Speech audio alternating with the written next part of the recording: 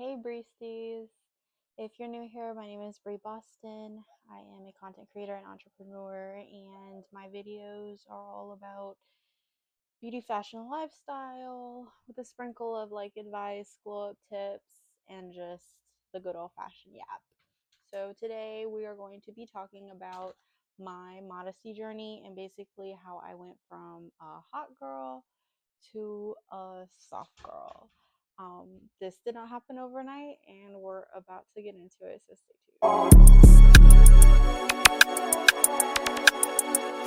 tuned. So, like I said, this was not an overnight thing. When I first stepped on the scene, I was pretty young. Um, it was a different era, and I was just I was out here, okay? I just wanted to be seen. I wanted to be that girl.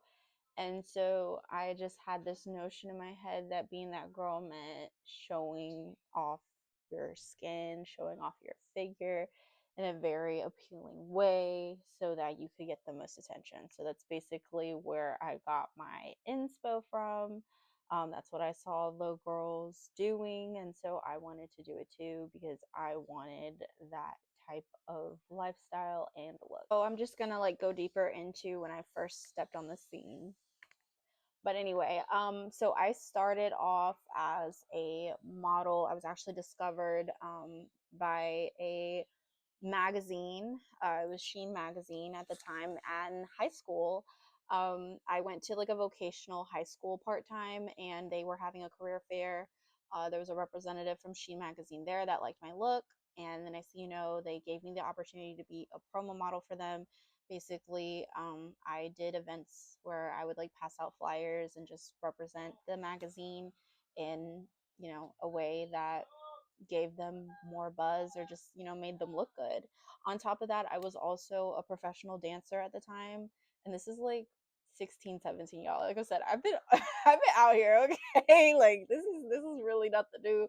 But anyway, back to the origin story. So yeah, I was a professional dancer. I was a part of a dance crew.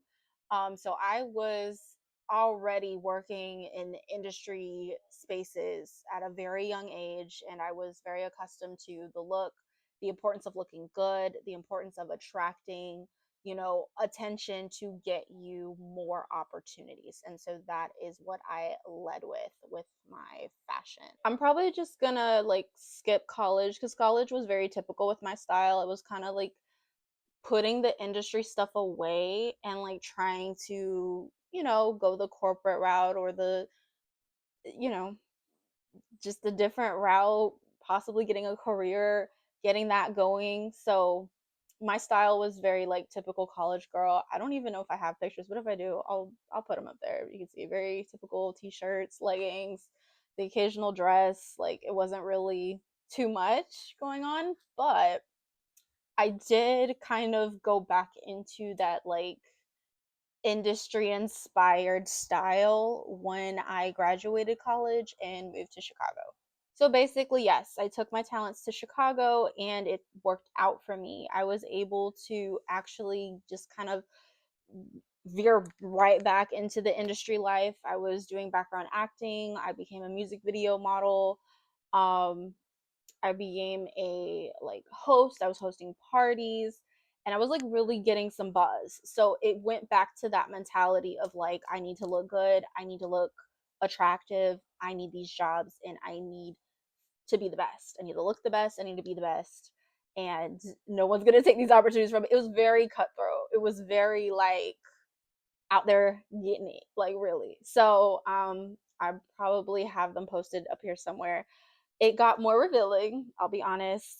um I felt like if I wasn't showing skin, I just wasn't going to get attention. If I wasn't going to get attention, I wasn't going to get opportunities, because honestly that's kind of how I was getting my jobs. I would go out, go to parties, social events, and I would mix and mingle with people, and they would like my look, they would be interested by me, and they would give me those opportunities, those jobs, to get me to the next level of my career, which was like my bread and butter. This is the reason why I like completely shifted. That went on for like the first few years in Chicago, dressing that way, doing those jobs. But the older I got, the more serious I felt about my future and just making sure that I had something legitimate, something that was tangible, not just hearsay or clout or recognition. Like I really wanted something real and stable. So that's when I started to just like really amp up like my work life. um I started to stop going out. I started more so focusing on like just making sure I was good when the party days are over, when when that lifestyle has come to a halt. I just wanted to make sure I was good, because what I started noticing is the people around me were also in the same mindset, and it's like, that's great, yes, we want these jobs, but we also want to make sure that we're going to be okay when we're no longer looking the best, when we're not able to do the jobs, just I just wanted to all around be stable. And so I stopped doing like the industry stuff. I got a serious job, big girl job.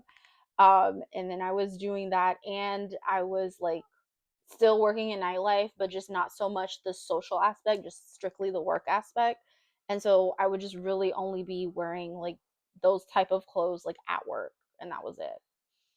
And then we come to the part of my story where like it just all changed. So it was winter, and I had just did my makeup, because this was when I started to get into content creating. So I was like doing my makeup all the time. Every time I was on camera, I had makeup on because I didn't have like the best skin.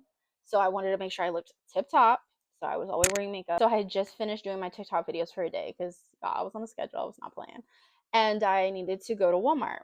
So I left my makeup on. I remember I had like these leggings, I had on a sweatshirt, and I had on this like heavy winter coat, and I think like a beanie or something.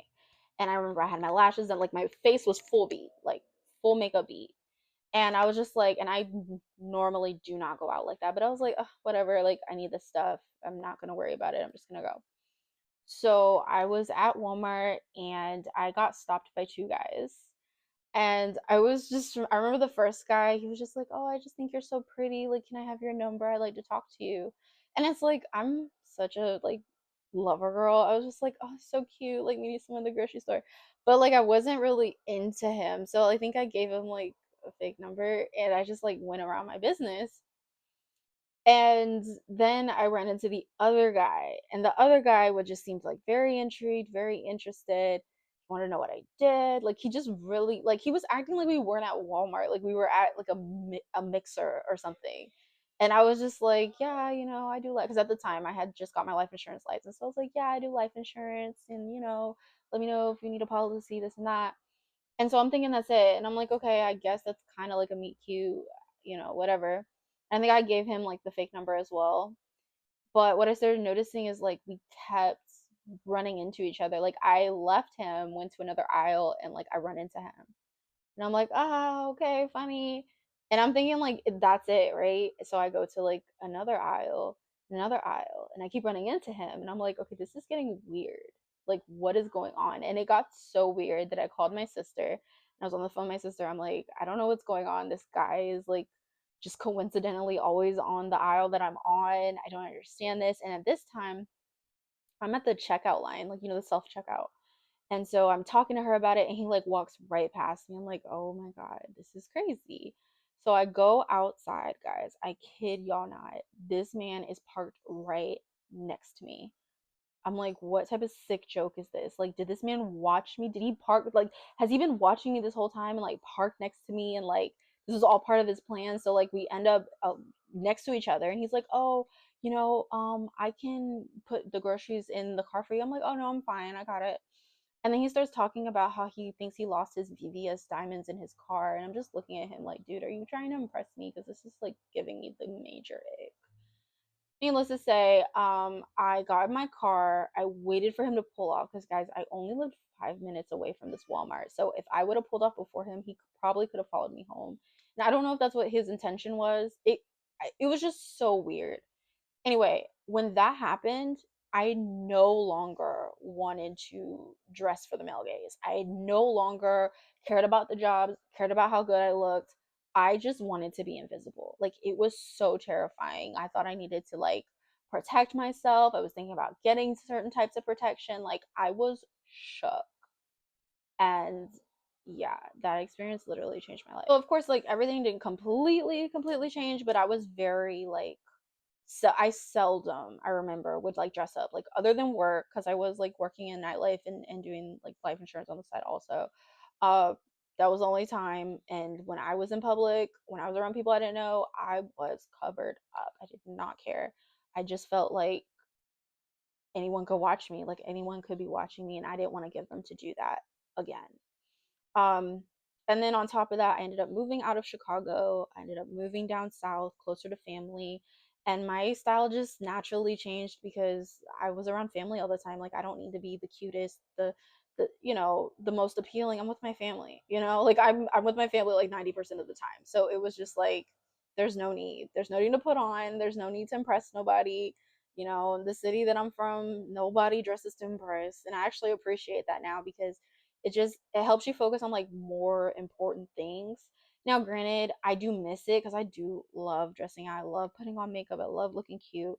um so I'm trying to find like a good balance now, but needless to say, yeah, I'm pretty happy with my modesty journey. I feel better, and I'm getting older. Like honestly, if you're like around my age, you probably should like start to limit like your revealing clothes, because like what are you doing it for? Unless you're doing it for attention, then by all means, I mean that's what you're gonna get. You're gonna get a bunch of attention. But yeah, guys, crazy times.